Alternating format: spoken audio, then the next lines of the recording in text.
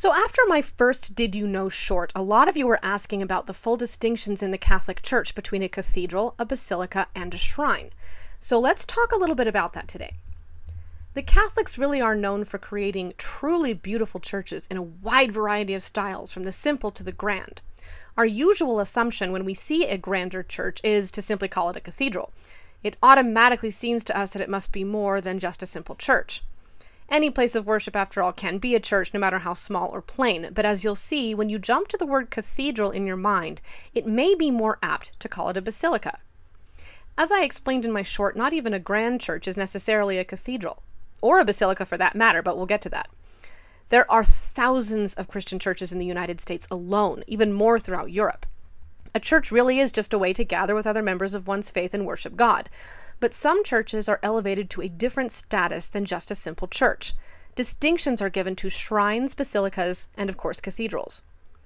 A church becomes a shrine if it holds a relic or if an event of historical or religious significance has taken place there, such as an apparition or miracle. It can be the birthplace or final resting place of a saint. There are a number of ways that a church can become a shrine. Shrines are also typically designated to foster devotion to some particular saint. Shrines are regulated by local bishops in general, though there are national shrines as well, such as the National Shrine in Washington, D.C., dedicated to the Virgin Mary, who's the patron saint of America. National shrines in the U.S. are given such distinction by the United States Conference of Catholic Bishops. Basilicas hold more distinction than even a shrine.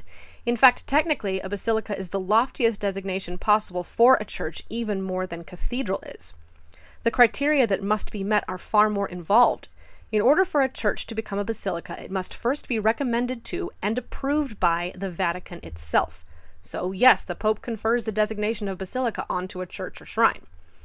Basilicas must have historical and spiritual significance, as well as displaying great architectural qualities and beauty. You won't see a stadium like a megachurch being named a basilica anytime soon.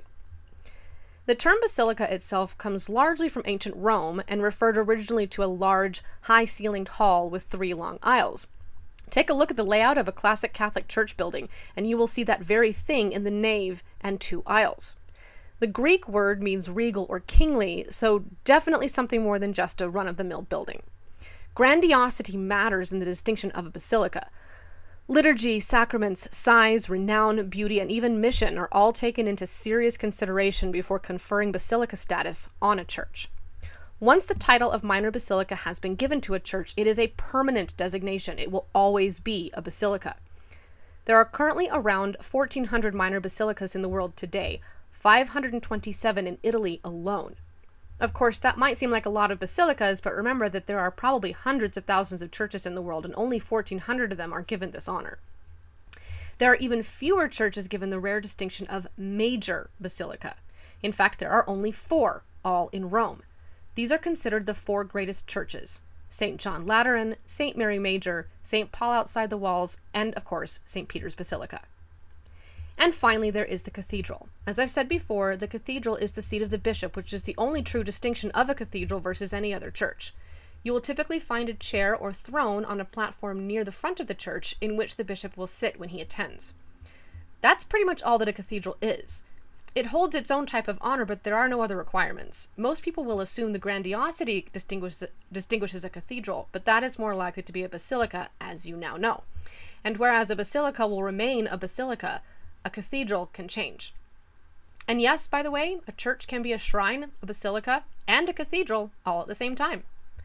So the next time you visit a Catholic church, see what type of church it really is.